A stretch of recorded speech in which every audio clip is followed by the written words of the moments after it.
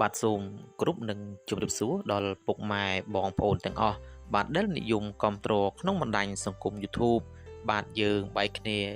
អស់រយៈពេលជាយូរណាស់មកហើយបាទឥឡូវនេះខ្ញុំបាទប៊ុនធឿនអេឡិចត្រូនិក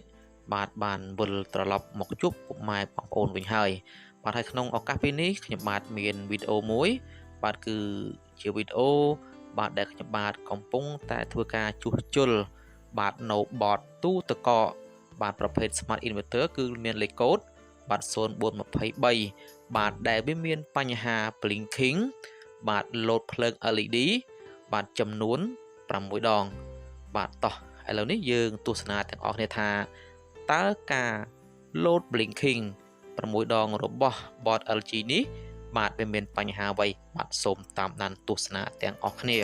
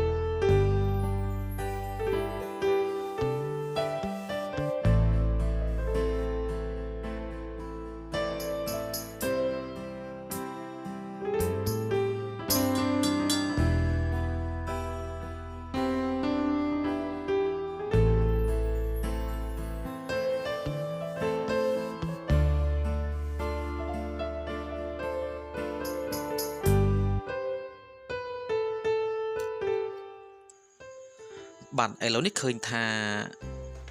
ការជួសជុលទៅលើ EC board បាទឬផ្ទាំង EC board របស់ទូទឹកកក LG បាទខ្ញុំបានធ្វើការផ្លាស់ប្ដូរនៅ IC IPM រួចរាល់បាទឥឡូវនេះយើងនឹងធ្វើការសាកល្បងដំណើរការវា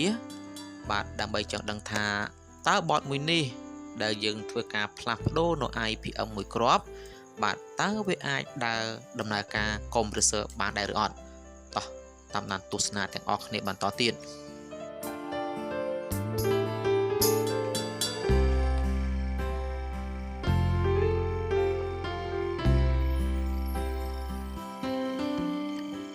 បាទឥឡូវនេះឃើញថា compressor បាទគឺដំណើរការហើយអញ្ចឹងការជួសជុល board របស់យើងគឺទទួលបានភាពជោគជ័យបាទអញ្ចឹងវីដេអូថ្ងៃនេះបាទគឺមានតែប៉ុណ្្នឹងទេជាចុងក្រោយខ្ញុំបាទសូមខន្តីអភ័យទោសបាទពីសំណាក់ពុកម៉ែបងប្អូនទាំងអស់បាទដែលនិយមគាំទ្រក្នុងបណ្ដាញសង្គម YouTube បាទបើសិនជាវីដេអូរបស់ខ្ញុំថតទៅបានល្អក្តីឬមិនល្អក្តីបាទសូមពុកម៉ែបងប្អូនទាំងអស់មេត្តាខន្តីអភ័យទោសដល់រូបខ្ញុំបាទផងបាទសូមអរគុណសូមជម្រាបលាជួបគ្នាវីដេអូក្រោយបាយបាយ